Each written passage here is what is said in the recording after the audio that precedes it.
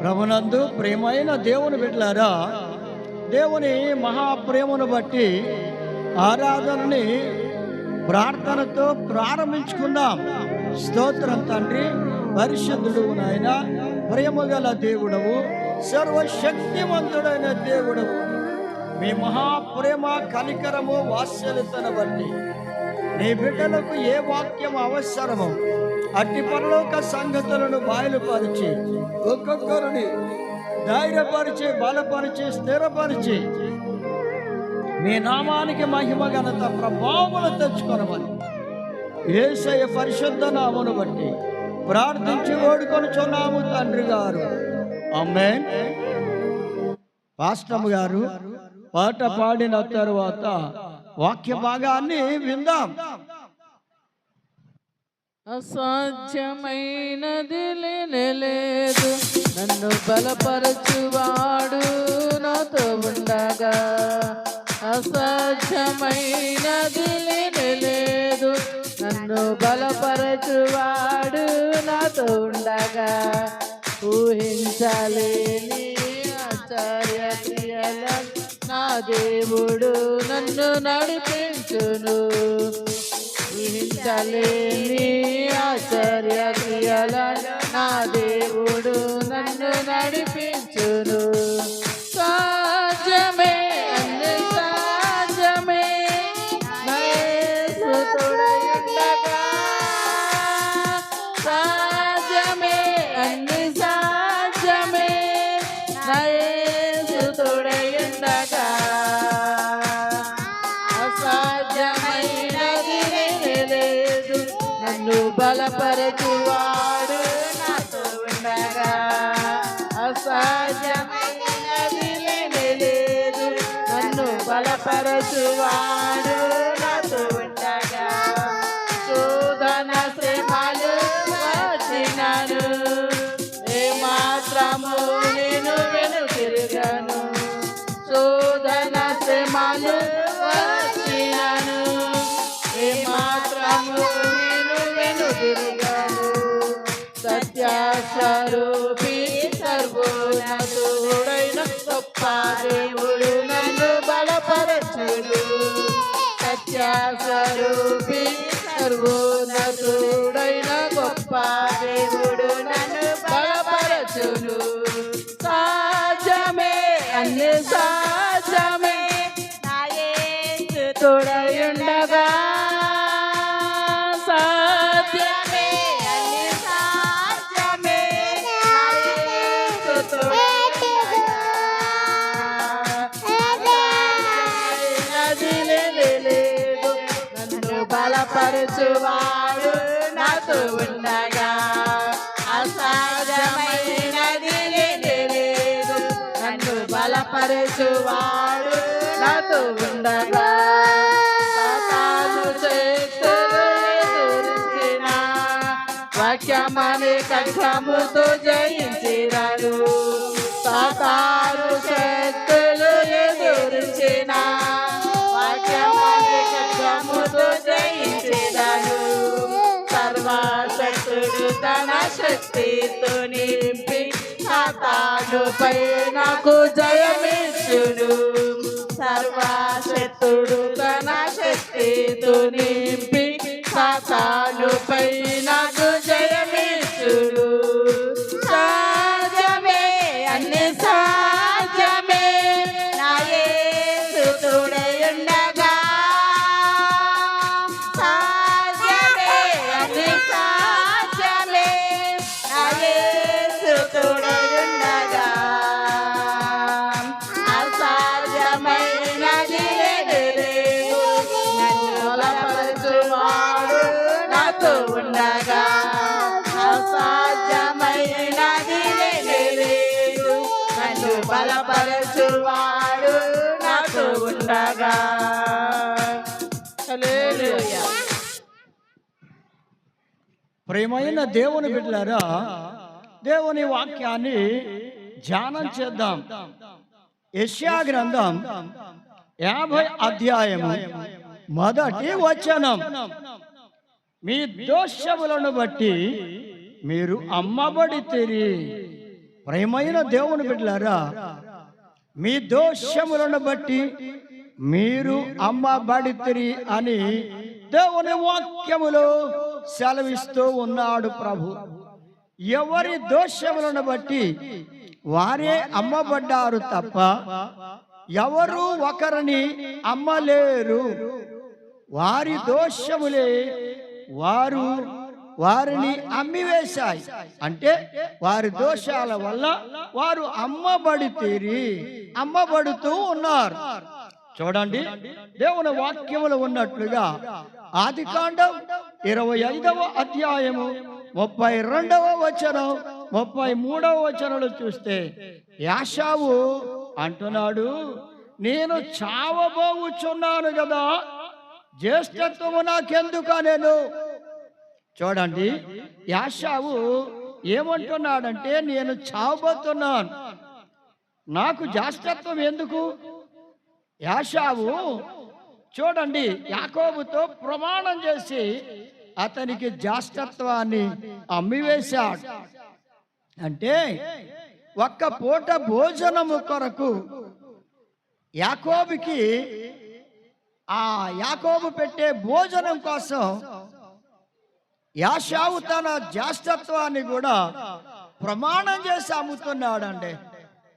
అతనే అమ్మేశాడు తప్ప ఎవరు అతని జ్యేష్ఠత్వాన్ని అమ్మలేదు. అతనే అమ్మేసుకున్నాడు.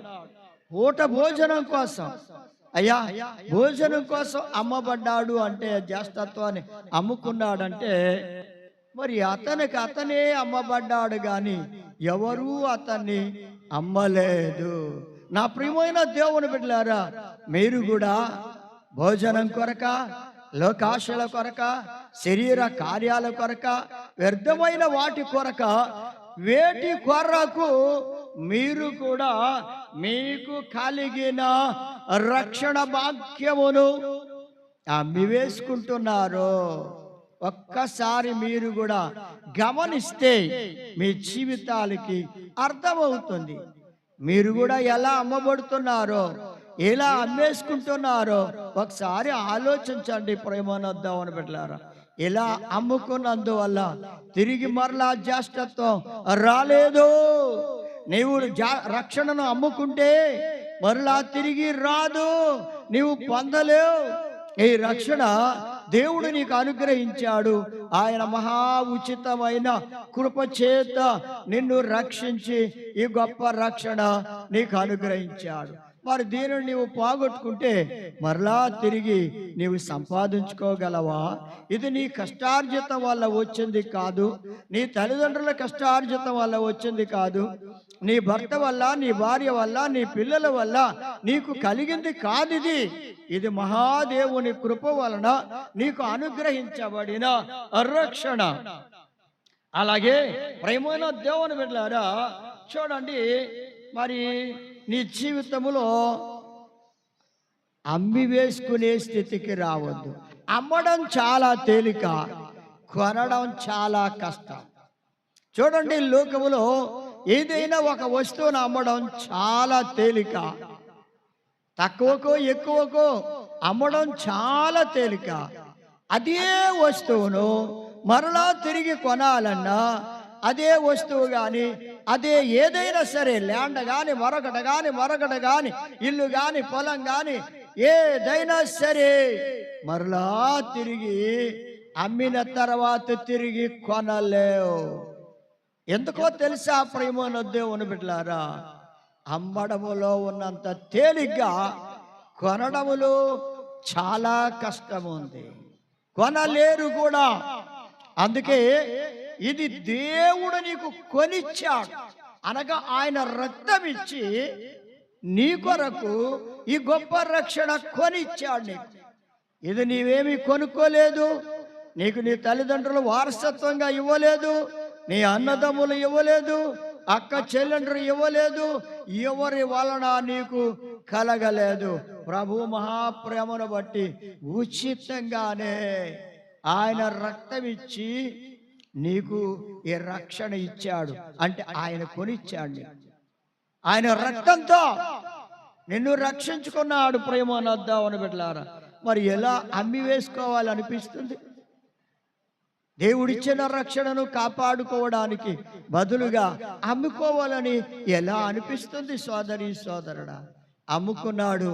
అతని జీవితంలో తిరిగి పొందలేకపోయాడు. ఎంతో ఏడ్చాడు. ఆశీర్వాదం పొందాలని, రక్షణ మరలా పొందాలని, జ్యేష్ఠత్వం పొందాలని ఎంత ఏడ్చినా అది అతనికి దొరకలేదు. ప్రేమనద్దామని బిడ్డలారా, యెషయా గ్రంథం 43వ అధ్యాయము 24వ వచనంలో చూస్తే, నీ పాపముల చేత నీవు నన్ను విసిగించితివి, నీ దోషముల చేత నన్ను ఆయాస పెట్టితివి. ఇప్పుడు యాషావు ఏం చేశాడయ్యా అంటే, అతని ఇప్పుడు దోషములు అంటే, నా ప్రియమైన దేవుని బిడ్డలారా, మీరు ఏమనుకుంటున్నారు? దోషాలంటే, దోషములు అంటే తప్పిదములు, లేకపోతే తప్పులు, లేకపోతే పాపం, ఏదైనా అదే అర్థం వస్తుంది.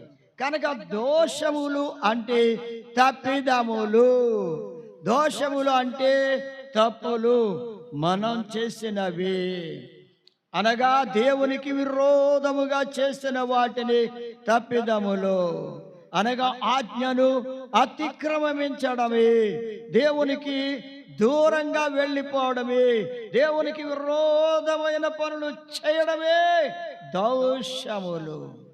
అందుకని ప్రేమనద్దామని బిడ్డలారా, నీ దోషముల చేత నీవు దేవుణ్ణి ఆయాస పెడుతున్నావు.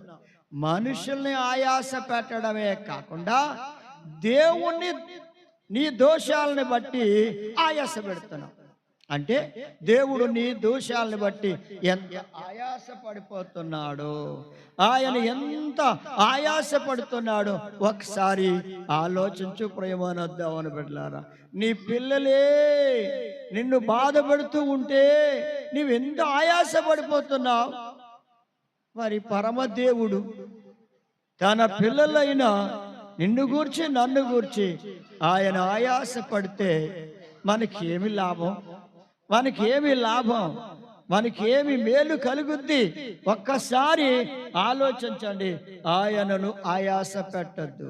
యాషావు చేసిన తప్పిదమును బట్టి, అతని దోషమును బట్టి దేవుని ఆయాస పెట్టాడు.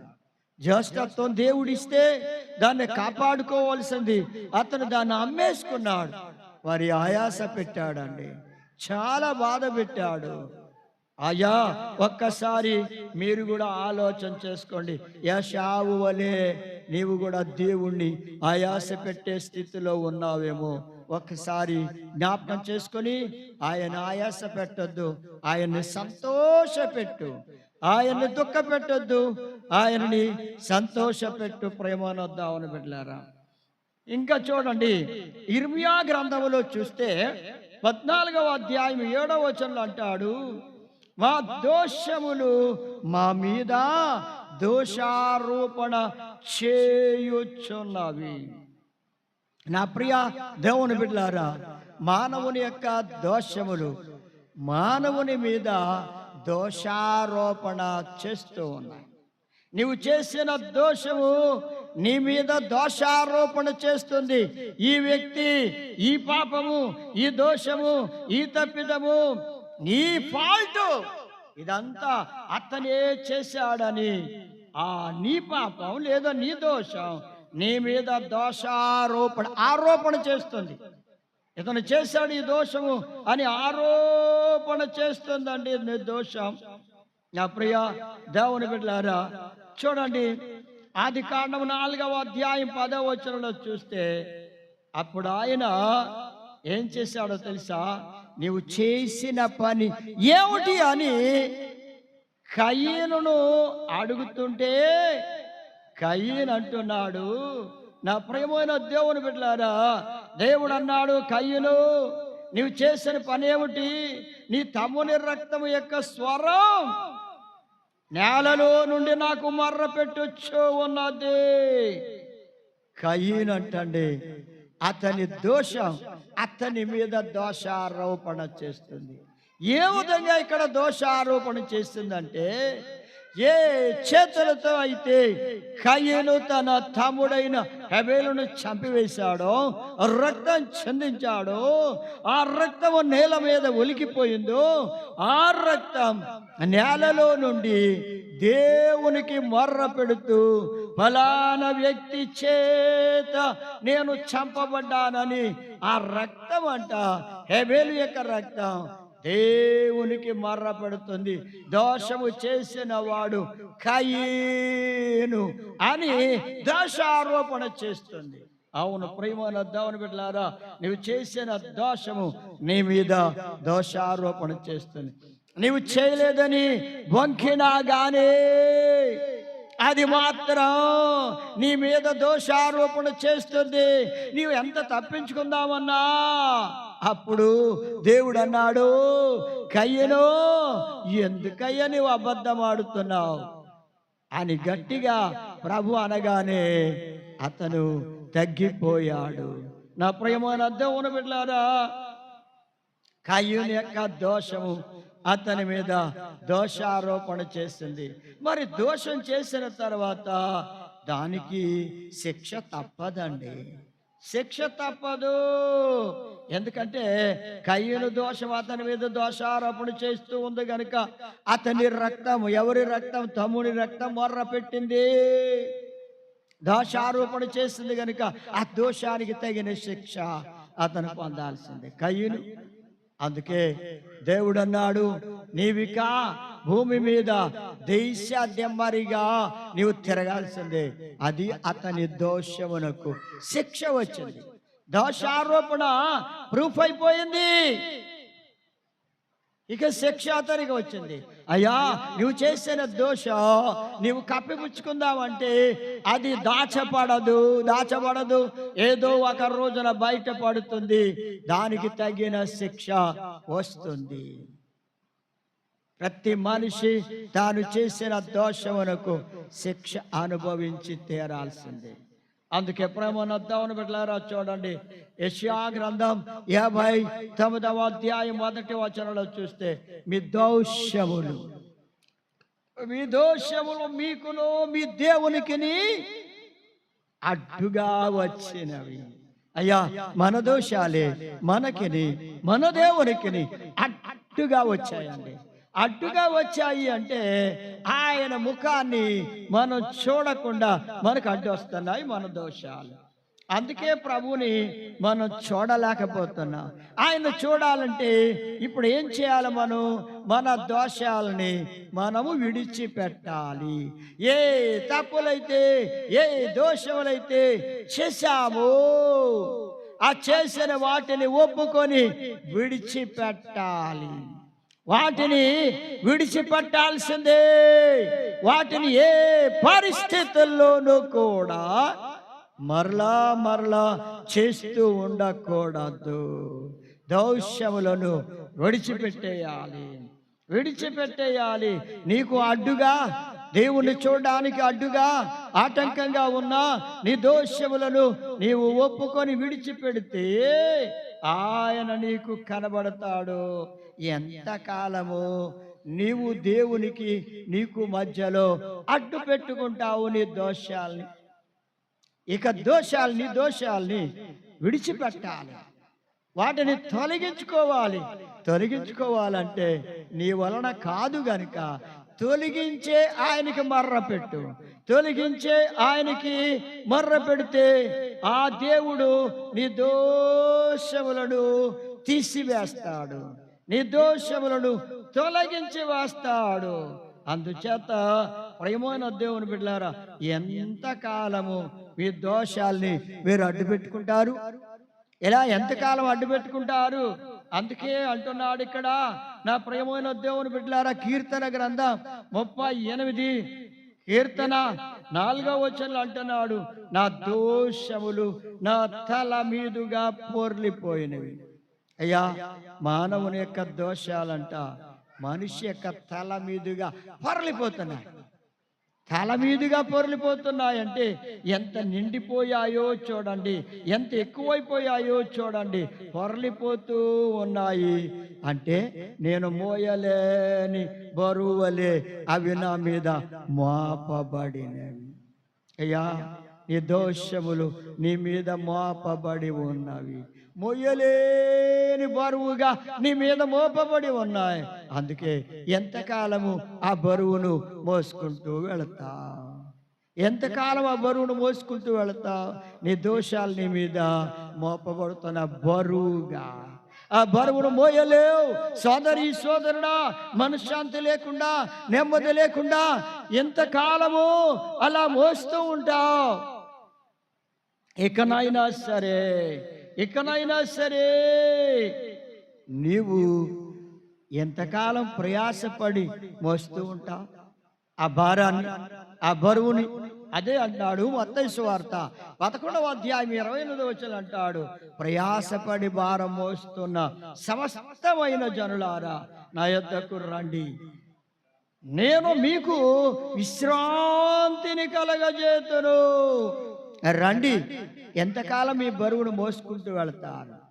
ఇది చాలా అంతకంతకే రోజు రోజుకి బరువు పెరిగిపోతుంది.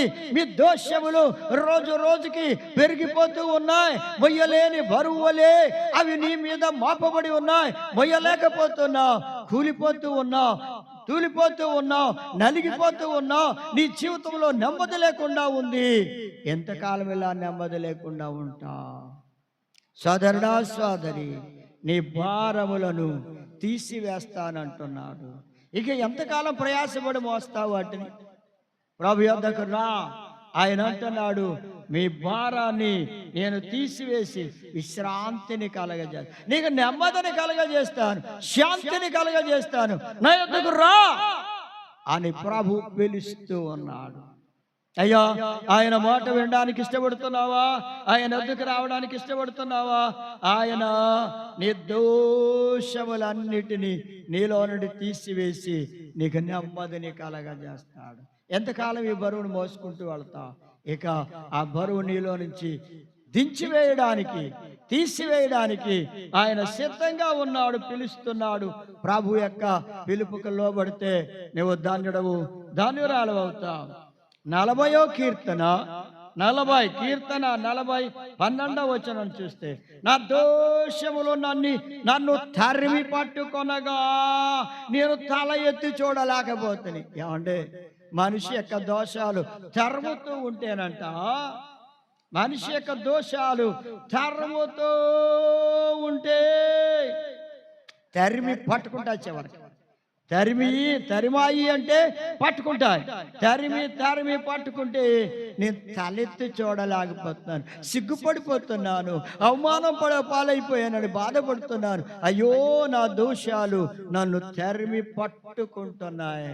నన్ను దోషాలు తరిమి పట్టుకుంటే నేను తల కూడా పైకి ఎత్తలేకపోతున్నాను, సిగ్గుపడిపోతూ ఉన్నాను, అవమానము పాలైపోతున్నాను. ఎంతకాలం ఈ అవమానాన్ని నేను భరించాలి? అయ్యా కరుణించు అని నీ జీవితంలో ఎప్పుడైనా ఆలోచన చేసావా? చూడండి, ఇక్కడ ఒక సోదరి, యోహాను సువార్త 8వ అధ్యాయము 3వ వచనంలో చూస్తే అక్కడ ఒక సోదరి కనబడుతుంది. శాస్త్రులు, పరిసయ్యులు వ్యభిచారం చేస్తూ ఉన్న ఒక స్త్రీని పట్టుకొని తీసుకొచ్చారు. తరిమి పట్టుకున్నారు. ఆమె దోషము ఆమెను తరిమి పట్టుకుంది గనుక వాళ్ళు పట్టుకోగలిగారు. ఆమె దోషములను బట్టి ఆమె పట్టబడింది. ఆమెను తీసుకొచ్చి యేసు ప్రభు వారి ముందు నిలవబెట్టారు. యేసు ప్రభు వారి ముందు నిలవబెట్టి ఆయన అంటున్నారు, బోధకుడా, ఈ స్త్రీ వ్యభిచారం చేస్తూ ఉండగా పట్టబడింది. అట్టి వారిని రాళ్ళు రువ్వి చంపాలని ధర్మశాస్త్రములు మోషే మనకి ఆజ్ఞాపించాడు కదండి అని ప్రభుతో చెప్తూ ఉంటే, ప్రభు ఏమని సమాధానం వాళ్ళకి చెప్పాడంటే, వాళ్ళందరూ కూడా ప్రభు దగ్గరకు వచ్చారు. ఆమె మధ్యలో నిలవబడింది, వాళ్ళ చుట్టూ ఉన్నారు, ప్రభువు మధ్యలోనే ఉన్నాడు. అయితే నా ప్రేమ దేవుని బిడ్డలారా, ఒక్కొక్కడు కూడా రాళ్ళు పట్టుకొని వస్తున్నాడండి. ప్రభు ఏం చేస్తున్నాడంటే నేల మీద ఒక్క మాట అన్నాడు ఆయన, మీలో ఎవని యందు పాపము లేదో వాడు వచ్చి రాయి ఆమె మీద మొదట వేయొచ్చు అని ఒక గొప్ప సందేశాన్ని వారికి ఇస్తే వాడు అక్కడ రాయి పట్టుకుని వచ్చాడంట. ప్రభు నేల మీద వంగి తల వచ్చి రాస్తూ ఉన్నాడు. ఆ ఇసుక మీద రాస్తూ ఉంటే వాడి చేసిన దోషం అక్కడ కనబడుతుందంట. ప్రభు రాశాడు, అది చూచాడు. వాడు నువ్వు వెనకాల వచ్చేవాడు చూస్తే నన్ను మంచివాడిని అనుకోడు, ఇంత చెడ్డవాడు వీడు అని నన్ను హేళన చేస్తాడు, అవమానంగా చూస్తాడేమని వాడు సిగ్గుపడి ఆ రాయి అలా చేతిలోంచి కిందకి వదిలిపెట్టి వెనుకకు వెళ్ళిపోయాడు. రెండోవాడు వచ్చాడు, వాడు కూడా అలాగే రాయితో కొట్టడానికి దగ్గరకు వస్తే వాడు కిందకి చూస్తుంటే వాడిని గురించి ప్రభు రాస్తున్నాడు. ఇక వాడి దోషాలను గురించి ప్రభు రాస్తూ ఉంటే వాడు చదువుకొని వాడు కూడా రాయి వదిలిపెట్టి అయ్యో నేను కూడా పాపం చేశానే, నేను ఆమె మీద రాయి ఎలా వేయగలను అని అక్కడ పడేసి వాడు వెళ్ళిపోయాడు. ఇలా వచ్చిన వాళ్ళందరూ కూడా ఆయన రాస్తున్న రాతను చూస్తూ సిగ్గుపడి నేను పాపం చేశానని వాళ్ళు సిగ్గుపడుతూ తల వంచుకొని వాళ్ళందరూ వెళ్ళిపోయారు. ఇప్పుడు తల వంచుకొని ఉంది, ఎందుకో తెలుసా? ఆమె దోషములు ఆమెను తరిమి పట్టుకొనగా ఆమె తలెత్తి చూడడానికి లేకుండా పోయింది. ఎంతో సిగ్గుతో ఉన్నది, ఎంతో అవమానంతో ఉంది, ఎంతో హేళన పొందింది. అయ్యో, ఆమె జీవితంలో అవమానం పొంది ఆమె తల వంచుకొని చేతులు కట్టుకొని నిలబడి వణికిపోతూ ఉంది. ఆమె నిలబడి వణికిపోతూ ఉంది. ప్రేమ నా దేవుని బిడ్డలారా, అలాంటి పరిస్థితిలో ప్రభు తలెత్తి చూచి అంటున్నాడు, అమ్మా నిన్నెవరూ శిక్షించలేదా? ఏ ఒక్కరూ శిక్షించలేదా అని అడగగానే ప్రభు ఆమె అంటుంది, అయ్యా నన్నెవ్వరూ శిక్షించలేదండి అయ్యా అని ఆమె వణికిపోతూ ఏడుస్తూ ఉంది. అయ్యా ఎవరు శిక్షించలేదు, మీరు శిక్షించడానికి తగినవారు.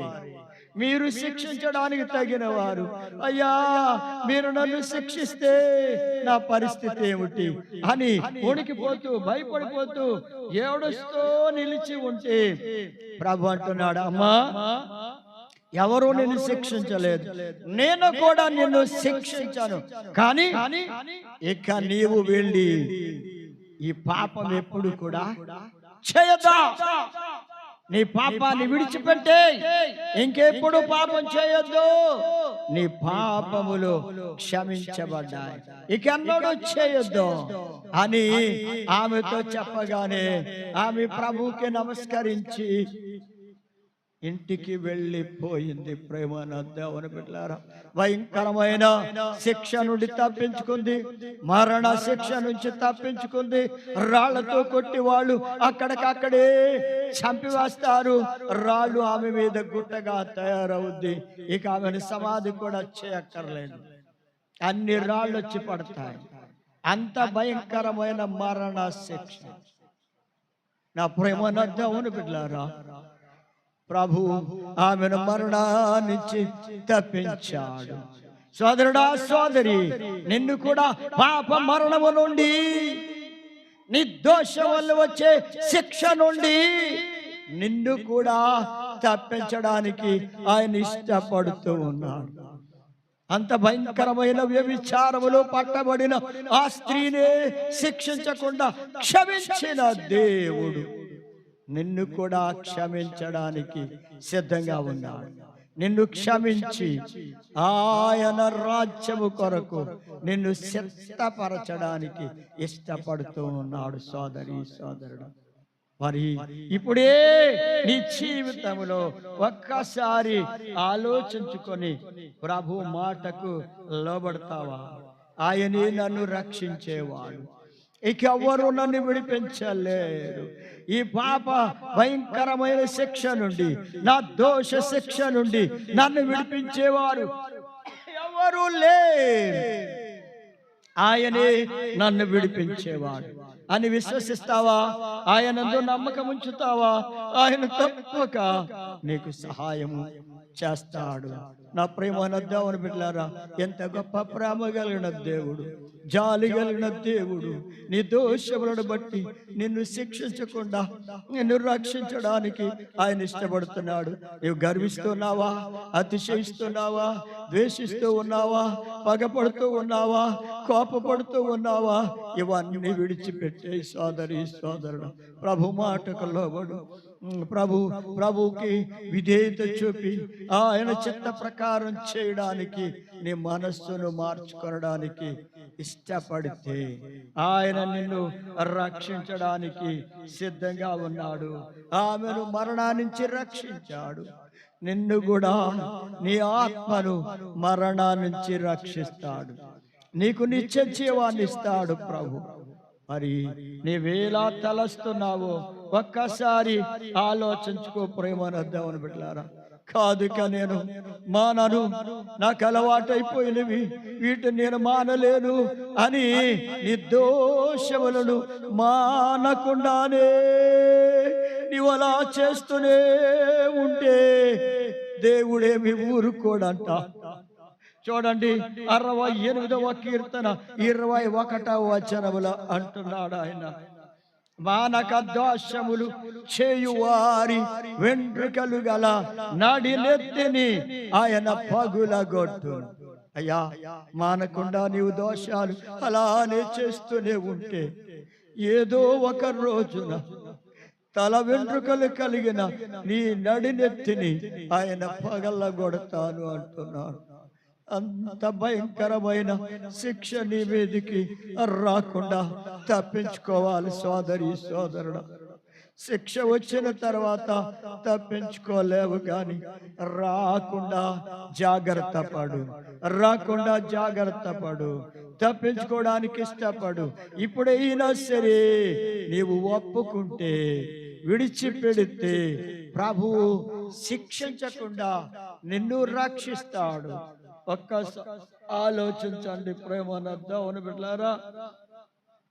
106వ కీర్తన 43వ వచనంలో చూస్తే, దోషములు చేసే కొద్ది ఇశ్రాయేలీయులు వారు చేసిన దోషముల చేత వారు హీన దశ నొందారు. అయ్యా, నీ దోషములను బట్టి నీవు హీన దశకు వెళ్ళిపోతావు. ఎవరు నిన్ను హీన దశలోనికి నట్టక్కర్లేదు. నీ దోషములే నిన్ను హీన దశలోనికి నడిపిస్తాయి. నీవు పాడైపోయే స్థితికి నడిపిస్తాయి. హీన దశ. అయ్యా, ఎంత ఉన్నతమైన దశలో ఉన్నావు, ఎంత చక్కగా కష్టపడి సంపాదించుకొని అభివృద్ధి అయ్యావో, అదంతా ఏమైపోద్దంట, నశించిపోయి హీన దశ వస్తుందంట. అంత హీన దశ నీకు రాకుండా ఉండాలంటే నా ప్రియ సోదరి సోదరులారా, ఇశ్రాయేలీయులు చేసిన దోషములను బట్టి వాళ్ళు హీన దశకు వచ్చారు. నీవైనా సరే దోషములు మానక చేస్తూ ఉంటే హీన దశ తప్పదు సుమా. ఎవరు కూడా నీ దశను మార్చలేరు, నీ దశను మార్చలేరు. హీన దశకు వెళ్ళిపోతే ఎవరు నిన్ను తప్పిస్తారు, ఎవరు నిన్ను విడిపిస్తారు, ఎవరు నీకు సాయం చేసి నిన్ను ఉన్నత దశలోనికి పెట్టగలరు. అందుకే దీనుడుగా దేవుని పాదముల దగ్గర చేరి, ఆయన పాద సన్నిధిలో చేరి, నా ప్రియమైన దేవుని బిడ్డలారా, ఆయన పాద సన్నిధి అనగా దేవుని మందిరం. దేవుని మందిరములో చేరి నీ దోషములను నీవు ఒప్పుకుంటే ఆయన తప్పకుండా నిన్ను క్షమిస్తాడు, హీన దశ నుండి నిన్ను విడిపిస్తాడు. నీవెంత హీన దశలో ఉన్నా సరే నిన్ను విడిపిస్తాడు. ప్రేమను దేవుని బిడ్డలారా, యెహెజ్కేలు గ్రంథం 24వ అధ్యాయం 23వ వచనంలో చూస్తే అక్కడ ఏమంటున్నాడంటే, ఒకరినొకరు చూచి నిట్టూర్పులు విడుస్తారంట. అయ్యా, హీన దశ వచ్చిన తర్వాత ఏం చేస్తారు? ఒకరు ముఖాలు ఒకరు చూచుకుంటూ, అయ్యో ఇలా అయిపోయారేమిటి, వీరు ఇలా అయిపోయారేమిటి, వీరి స్థితి వీరికి వచ్చిందేమిటి, ఎందుకు వచ్చిందని ఒకరినొకరు చూచుకొని నిట్టూర్పులు విడుస్తారు. అయ్యో ఇలా పాడైపోయారేమిటి, ఎందుకు ఇలా అయిపోయారు, ఎందుకు ఇలా అయిపోయారని నిట్టూర్పులు విడుస్తారు. ఏం చేయగలం?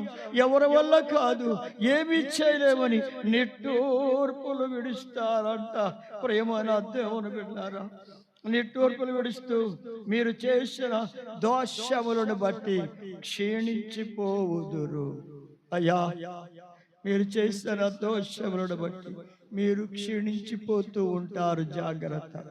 అలాంటి క్షీణ దశ నీకు రాకుండా ఉండాలంటే నా ప్రియ సోదరి సోదరుడా, ప్రభు వాక్యానికి లోబడి, ఆయన మాటకు లోబడి, ఆయన యందు విశ్వాసం ఉంచి, ఆయన బిడ్డగా జీవించడానికి తీర్మానం చేసుకొని దీనుడుగా నిన్ను నీవు తగ్గించుకొని ఆయన పాద సన్నిధికి వస్తే ఆయన తప్పకుండా నిన్ను నీ క్షీణ దశ నుంచి విడిపిస్తాడు. నిర్దోషములు నిన్ను క్షీణ దశకు తీసుకొని వెళ్ళాయి గనుక దాని నుండి, ఆ క్షీణ దశ నుంచి విడిపిస్తాడు. ప్రేమన దేవుని బిడ్డలారా, ఎప్పుడు ఎలా మారిపోద్దో దశ నీకు తెలియదు. నేను చాలా బాగున్నానులే, నాకేం పర్వాలేదులే, నేను కష్టపడి సంపాదించుకున్నాను, నేను కష్టార్జితం వల్లే సంపాదించిందిలే, నిలబడుతుందిలే అనుకుంటున్నావేమో. ఒకవేళ నిర్దోషములు అధికమైపోతే క్షీణ దశ తప్పదు, క్షీణ దశ తప్పదు సోదరి సోదరులారా. అందుకే మీరు మీ దోషములను బట్టి క్షీణించిపోతారు. ఎవరు విడిపిస్తారండి? ఎవరు తప్పిస్తారండి క్షీణ దశ నుండి? అయ్యా, ఏదో ఒక పూట భోజనం పెడతారేమో గాని నిన్ను క్షీణ దశ నుంచి విడిపించలేరు, నిన్ను ఉన్నత స్థితిలోనికి నడిపించలేరు, నిన్ను ఆ స్థితికి తీసుకొని రాలేరు. అయ్యా, రోజు రోజుకి క్షీణ దశేనంట. ఎంత భయంకరమైన స్థితి. అందుకే ప్రేమన దేవుని బిడ్డలారా, దోషములను బట్టి క్షీణ దశ వస్తుందంట. దేనిని బట్టి? దోషములను బట్టి క్షీణ దశ వస్తుంది. అలాగే 31వ కీర్తన 10వ వచనం చూస్తే, నా దోషమును బట్టి నా బలము తగ్గిపోతుంది. క్షీణ దశ రావడమే కాదు, బలం కూడా తగ్గిపోతుంది. ఓ ప్రక్కన ఆస్తులు అంతస్తులు సంపద క్షీణించిపోతూ ఉంటుంది. రెండవది బలం కూడా, శరీరములో ఉన్న బలం కూడా తగ్గిపోతుంది నిర్దోషములను బట్టి. అంతేకాదు ఎముకలు కూడా క్షీణించిపోతున్నాయి, ఎముకలు క్షీణించిపోతాయి. అందుకే ప్రేమన దేవుని బిడ్డలారా, ఇక్కడ వరకు దినాల్లో అందరికీ ఇంచుమించు ఎక్కువ శాతం మకాళ్ళ నొప్పులు, ఎముకలు, జాయింట్లు అన్ని నొప్పులే, బాధలే. ఎముకలు క్షీణించిపోతున్నాయి. దీనికి కారణం మానవుని దోషం వల్ల ఇలాంటి రోగములు వస్తున్నాయంటండి. ఇలాంటి రోగములు. దేవుని బిడ్డలారా, ఒక్కసారి ఆలోచించండి. నీ దోషములను బట్టి నీకున్న బలం కూడా తగ్గిపోతుంది.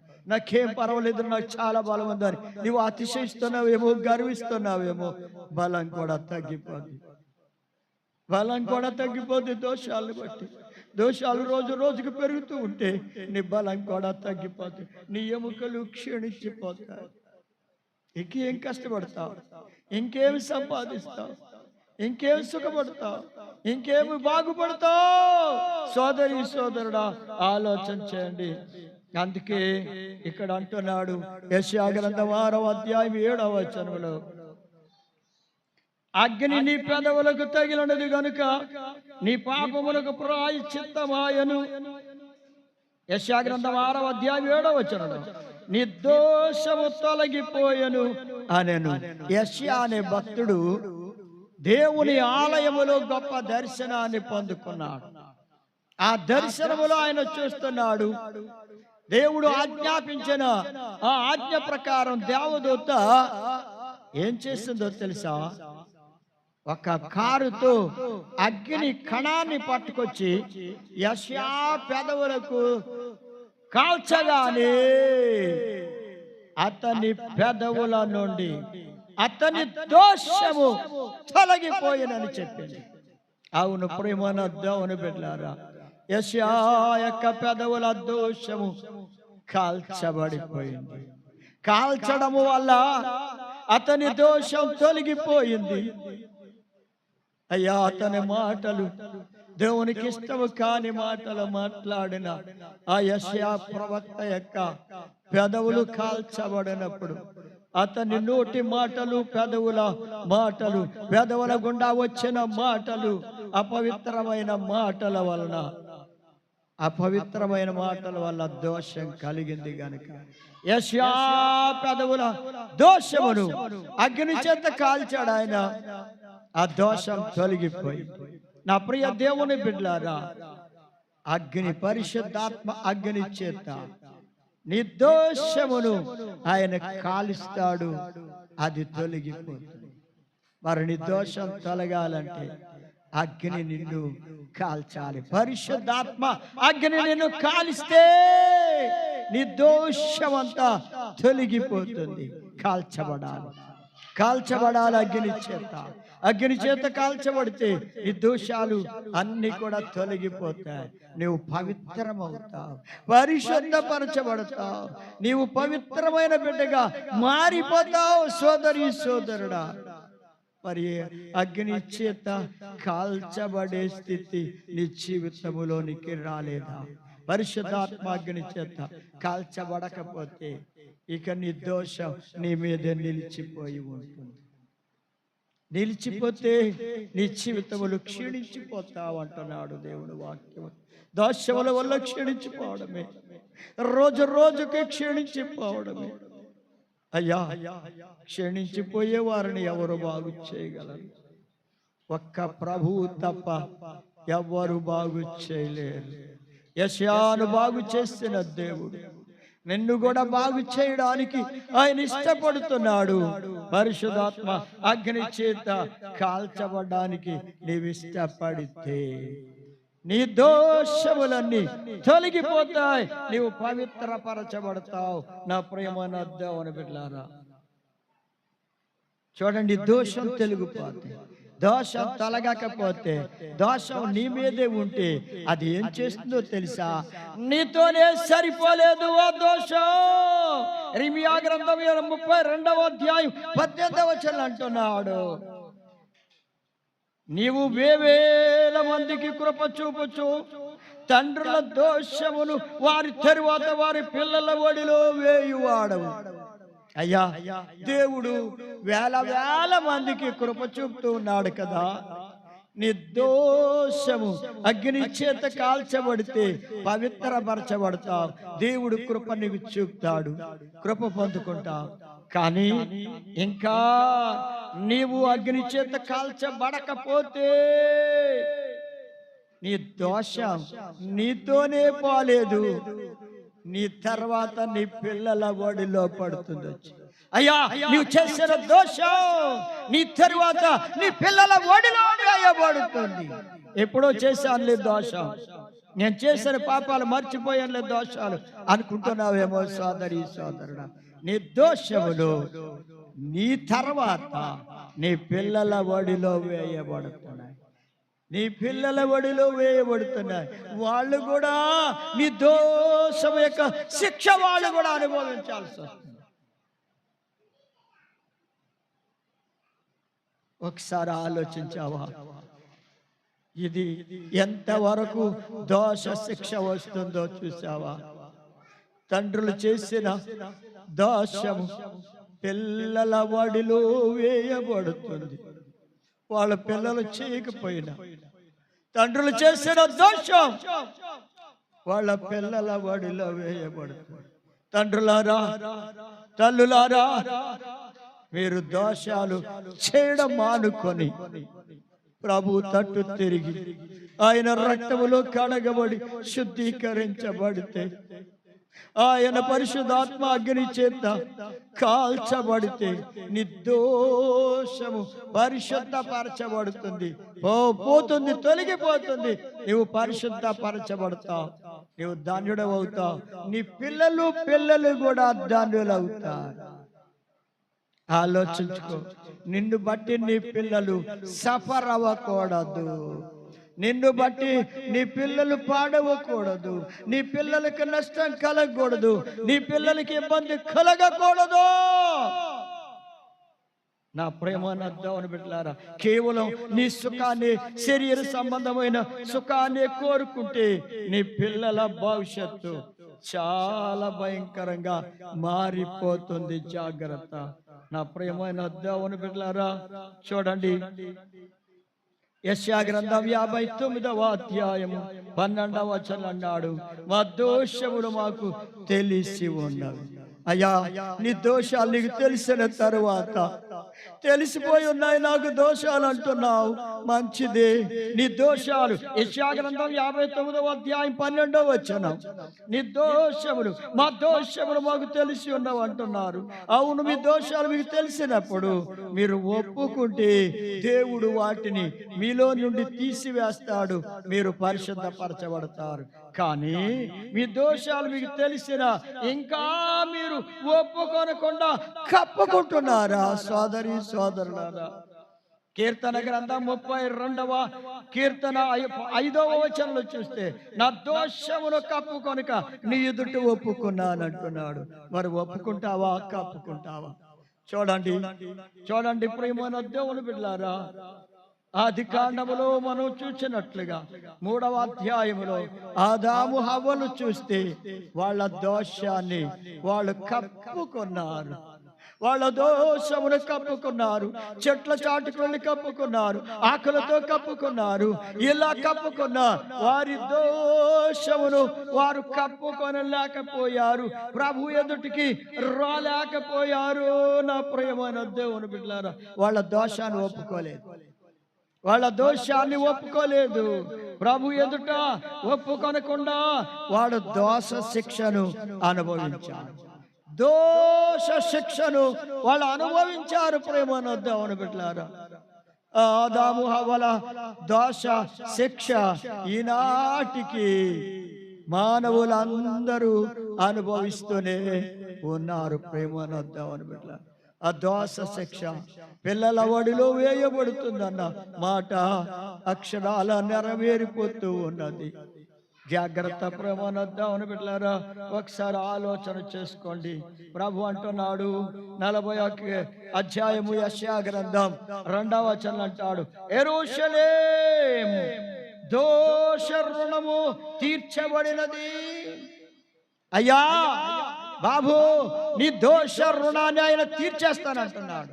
మరి ఆయన నీ దోష రుణాన్ని తీరుస్తానంటే నీవు ఆయన మాట విని ఆయన యందు విశ్వాసం ఉంచి నీ దోష రుణమును తీర్చే దేవునికి లోబడతావా, లేకపోతే ఇంకా తిరుగుబాటు చేసే స్థితిలో ఉన్నావా? ఆయన మాటకు లోబడితే ఇదిగో అంటున్నాడు ఆయన చిందించిన రక్తములో నిన్ను కడిగి శుద్ధి చేస్తాడు, నీ దోష రుణమును తీర్చివేస్తాడు, నీ దోషములను క్షమిస్తాడు. ఆయన నీ దోషములన్నిటినీ క్షమిస్తాడు. ఇక అవన్నీ నీలో నుండి తొలగింపబడతాయి. నీవు పవిత్రపరచబడతా. దేవుని బిడ్డలారా, మీరు పరిశుద్ధులుగా జీవించండి. మీ దోషములను బట్టి మీరు అమ్మబడితే తప్ప ఎవరు మిమ్మల్ని అమ్మలేదు. ఒకవేళ ఏ దోషమును బట్టి నీవు ఇంకా అమ్మబడిన స్థితిలో ఉన్నావో అది జ్ఞాపకం చేసుకొని నీ దోషమును ప్రభు దగ్గర కప్పుకొనకుండా ఒప్పుకొని విడిచిపెడితే ఆయన నీ దోషాన్ని కడిగి శుద్ధి చేసి నిన్ను రక్షిస్తాడు. దేవుడి వాక్యం దీవించు గాక. ఆమేన్. ప్రార్థన చేసుకుందామండి. స్తోత్రము నాయనా, ప్రేమ గల తండ్రి, మీ మహాప్రేమను బట్టి, కృపను బట్టి, వాత్సల్యతను బట్టి, మీ దివ్యమైన వాక్యం వినడానికి కృప చూపారు అయ్యా. ఒక్కసారి నాయన బిడ్డలందరినీ దర్శించండి ప్రభు. ఎవరి దోషములు వారు అమ్మబడ్డానికి కారణమైందని విన్నాం ప్రభు. అయ్యా, దోషముల చేత అమ్మబడే స్థితి నుండి విడిపించే దేవుడు మీరేనయ్యా. యేసయ్యా, విడిపించండి బాబు. మీ రక్తములో కడిగి శుద్ధి చేయండి. క్షమించే దేవుడు అన్నారు, క్షమించండి, పరిశుద్ధపరచండి. ఆయన విశ్వాసమును బలపరిచి దీవించి ఆశీర్వదించమని యేసయ్య పరిశుద్ధ నామమును బట్టి ప్రార్థించి వేడుకొనుచున్నాము తండ్రి. ఆమేన్. మన తండ్రి అయిన దేవుని ప్రేమ, ప్రభు అయిన యేసుక్రీస్తు వారి కృప, పరిశుద్ధాత్మ అన్యోన్య సహవాసం బిడ్డలందరికీ సదాకాలం తోడై నడిపించుగా. ఆమేన్.